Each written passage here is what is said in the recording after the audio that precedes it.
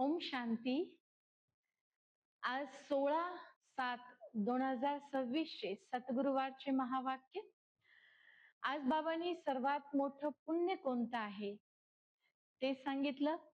निरंतर योगी बनण्याचा उपाय बाबांनी आज सांगितला.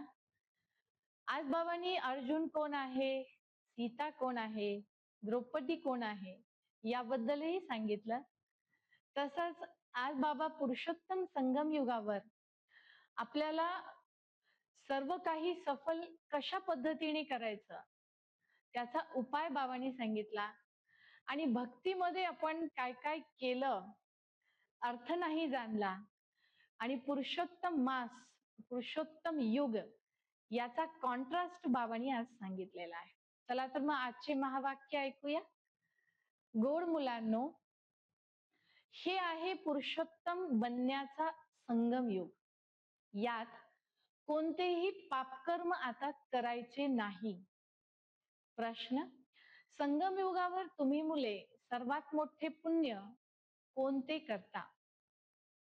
उत्तर: स्वतःला बाबाच्या हवाले करणे, अर्थात संपूर्ण समर्पण होणे, हेच आहे सर्वात मोठे पुण्य. तुम्ही आता मोह संपविता. घरबार, मुले या सर्वांना विसरणे हेच आहे तुमचे व्रत. आपण गेलो म्हणजे पूर्ण दुनिया आपल्यासाठी संपली. आपमुळे मर गई दुनिया. आता तुम्ही विकारी संबंधातून निघून निर्विकारी संबंधांमध्ये जात आहात. विकारी संबंधामधून मुक्त होत आहात. आजचं गीत आहे, का नाही जळणार पतंगा. आज बाबांनी याचं खूप सुंदर विश्लेषण केलेलं आहे. ओम शांती. बाबा आलेले आहेत तर जिवंतपणी त्यांचे बना. गातात ना, शरण पडलो आम्ही तुमच्या.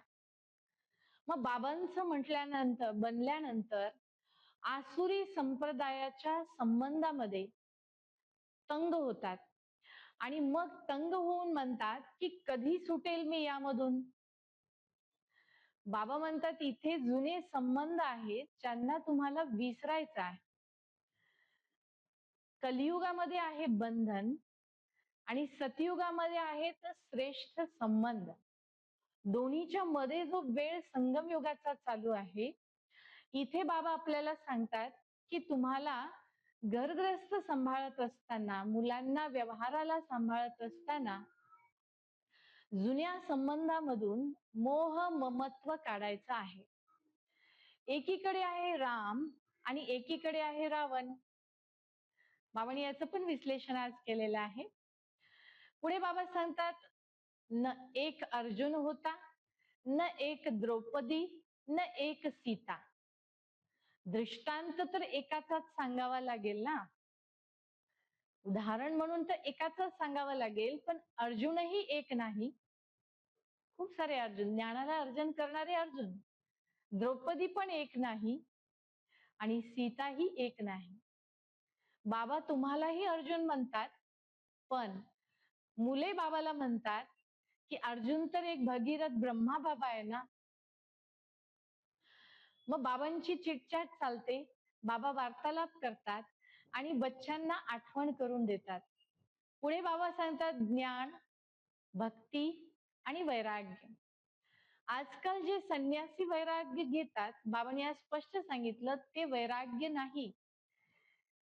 कारण संन्यासी आधी जंगलात राहत होते, आता ते पुन्हा शहरात आले आणि मोठे मोठे घर त्यांचे, मोठी प्रॉपर्टी त्यांची आहे, तर त्याला संन्यास किंवा वैराग्य बाबा म्हणतात म्हणता येणार नाही. तुमच्या जुन्या दुनियेचा वैराग्य तुम्ही करता, म्हणून त्यांच्या वैराग्यास हठयोग म्हटलं. ते हदचं वैराग्य आहे आणि या दुनियेला विसरणं हे बेहदचा वैराग्य आहे. जेव्हा नवीन घर बनतं तेव्हा जुन्या घरामधून बुद्धी निघून जाते, जुन्याला तोडावं लागतं. तसं आता ही जुनी दुनिया संपणार आहे, नवीन दुनियेमध्ये आपल्याला जायचं आहे, तर ह्या जुन्या दुनियेमधून बुद्धीने विरक्ती आली पाहिजे. वैराग्य अर्थात जुन्या दुनियेला विसरणे. ही जुनी दुनिया आता स्वाहा होणार आहे, भस्म होणार आहे. पुढे बाबा सांगतात, पुरुषोत्तम मासामध्ये खूप कथा करतात, व्रत करतात, पवित्रतेला धारण करतात. बाबा म्हणतात, तुम्ही तुमच्या मुलांना सांभाळा, घर आहे ते सर्व काही सांभाळा, परंतु मनातून त्यामध्ये अडकलेला मोह, ममत्व आता मिटला पाहिजे. कारण आपमुळे मर गई दुनिया. आपण गेलो तर आपल्यासाठी दुनिया संपते. आता तर ही दुनिया संपणारच आहे. म्हणून बाबा सांगतात की तुम्ही इथे पवित्र बना, पुरुषोत्तम बना. विशेष आज बाबांनी शब्द वारंवार वापरलेला आहे, पुरुषोत्तम बना. रामराज्यामध्ये सर्वच जण पुरुषोत्तम अर्थात उत्तम से उत्तम आत्मा होतात. आता तुम्ही आवाहन करता की आम्ही चॅलेंज करता की आम्ही रावण राज्य बदलून रामराज्य स्थापन करणार आहोत. म्हणून बाबांनी पुढे आठवण करून दिलं की वेळेचा भरोसा नाही. आजकाल अचानक काही होत आहे तर वेळेचा भरोसा नाही. अकाले मृत्यू अचानक येत आहे. कुणी कुणाचा शत्रू बनतो आणि त्या भांडणामध्ये, त्यांच्या वादविवादामध्ये एकमेकांचा खून करतात.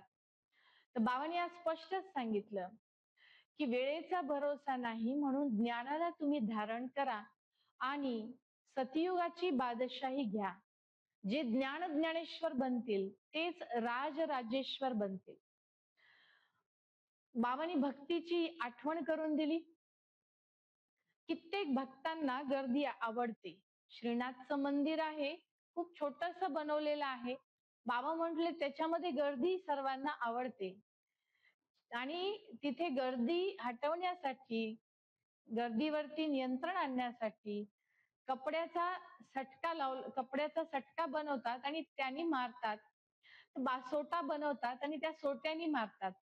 तर बाबा म्हणतात की आता भक्तांना सुद्धा त्याची सवय झालेली आहे. बाबा पुढे आठवण करून देतात की क्राइस्ट येऊन काय करतात? धर्म स्थापन करतात. शिवबाबा येऊन काय करतात? पतित दुनियेला पावन बनवतात. आणि श्रीकृष्ण काय करतात? तर कर्तव्यामध्ये काय फरक आहे हे आज बाबांनी मुरलीमध्ये सांगितलं. बाबा सांगतात की राजा राणींना द्वापर युगामध्ये आई वडील समजत असत, मात पिता, आणि त्यांना अन्नदाता समजत असत आणि अन्नदाता समजून त्यांची प्रत्येक आज्ञा ऐकत असत.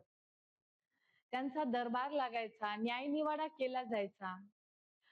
आता मात्र सर्वजण जेल बर्ड अर्थात बाबा म्हटले सर्वच जण बंधनात आहेत आणि सर्वात मोठं बंधन आहे गर्भ जेल. बाबा पुढे सांगतात, भक्तीमध्ये तर रामराज्यच लाखो वर्षाचं म्हटलं, हे पण चूक आहे. आणि कलियुगाचं आयु 40,000 वर्ष म्हटलं, बाबा म्हणतात हे पण चूक आहे.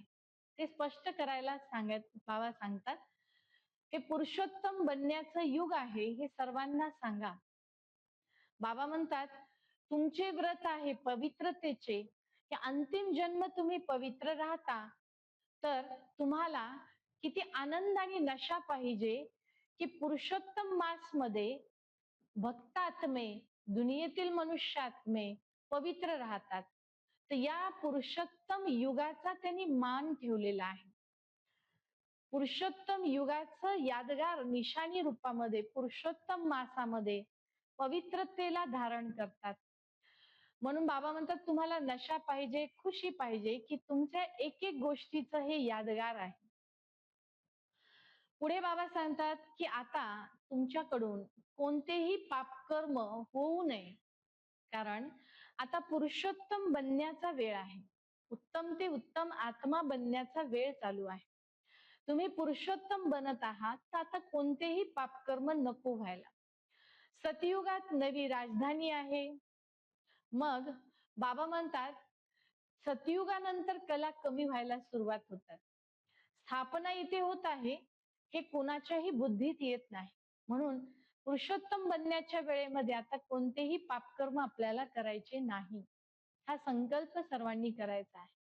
अच्छा, गोड गोड मुलांप्रती मातपिता बापदादांची सुमधुर आठवण, सुप्रभात आणि नमस्ते. आत्मिक पित्याची आत्मिक मुलांना नमस्ते.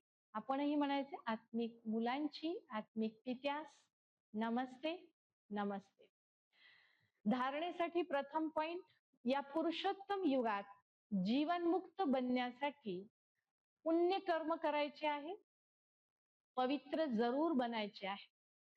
घरबार सर्व असूनही मनाची आसक्ती संपवायची आहे. दुसरा पॉइंट, श्रीमतावर आपले तन मन धनानी दैवी राज्य स्थापन करायचे आहे. पुरुषोत्तम बनण्याची सेवा करायची आहे. आजचा वरदान आहे, सहयोगद्वारे स्वतःला सहयोगी बनविणारे निरंतर योगी भव. संगम योगावर बाबांचा सहयोगी बनणे हेच आहे सहज योगी बनणे. ज्यांचा प्रत्येक विचार, शब्द, कर्म बाबांच्या व आपल्या राज्याची स्थापना करतात, अशा कर्तव्यात सहयोगी राहायचे आहे. त्यांना ज्ञानी, योगी आणि खरा सेवाधारी म्हणता येईल. प्रत्येक विचार, शब्द आणि कर्म बाबांच्या नवीन दुनियाच्या स्थापनेच्या कार्यामध्ये सहयोगी असे असतील तर ते ज्ञानी आहेत, योगी आहेत आणि खरे सेवाधारी आहेत. तनाने नाही तर मनाने करा, मनाने नाही धनाने करा, परंतु कोणत्या तरी रीतीने बाबांच्या कार्यामध्ये सहयोगी बना, तर सहज योगी बना. जेव्हा आहेच बाबा आणि मी, तिसरा मध्ये कोणीच नाही, तर निरंतर योगी आपोआपच बनणार. आजचा सुविचार, संगम युगावर सहन करणे म्हणजे मरणे हेच आहे स्वर्गाचे राज्य घेणे. सहन करणे म्हणजे मरणे हेच आहे स्वर्गाचे राज्य घेणे. तर संगम युगावर सहन करणं अवघड नाही वाटलं पाहिजे. का? तर त्याद्वारे आपल्याला स्वर्गाचं राज्यभाग्य मिळणार आहे. सहन करेंगे तो शहनशाह बनेंगे, असं बाबा खूपदा म्हणतात. आजचा अव्यक्त इशारा, ज्वाला स्वरूप स्थितीत राहून शक्तिशाली आठवणीचा अनुभव करा. वेळेनुसार जे पण मनाचे संबंध संपूर्ण हिसाब किताब आहेत ते ज्वाला स्वरूप आठवणीच्या द्वारे भस्म करा. लगन आहे की यात बापदादा पास करतात, लगन मध्ये बाबा पास करतात, परंतु आता लगनला अग्निरूप बनवा. विश्वाला चारही बाजूस, विश्वामध्ये जो चारही बाजूला भ्रष्टाचार आहे, अत्याचार आहे, ती अग्नी योग अग्नीने भस्म करा. या सर्व गोष्टींचं बाबांनी विस्तृत विश्लेषण महावाक्यांमध्ये केलेलं आहे. संगम युगावर कोणतंही पापकर्म आपल्याला करायचं नाही आणि सर्वात मोठं पुण्यकर्म हे आहे की स्वतःला बाबांच्या हवाले करणं, संपूर्ण स्वाहा होणं, हे सर्वात मोठं पुण्य आहे. तर आज जरूर त्याचं आपण मंथन करूया की बाबांनी जे अर्जुन टायटल दिलं, द्रौपदी टायटल दिलं, सीता टायटल दिलं, कशा पद्धतीने बाबा आपल्याला ती स्मृती करून देत आहे त्याचं चिंतन करूया. ओम शांती.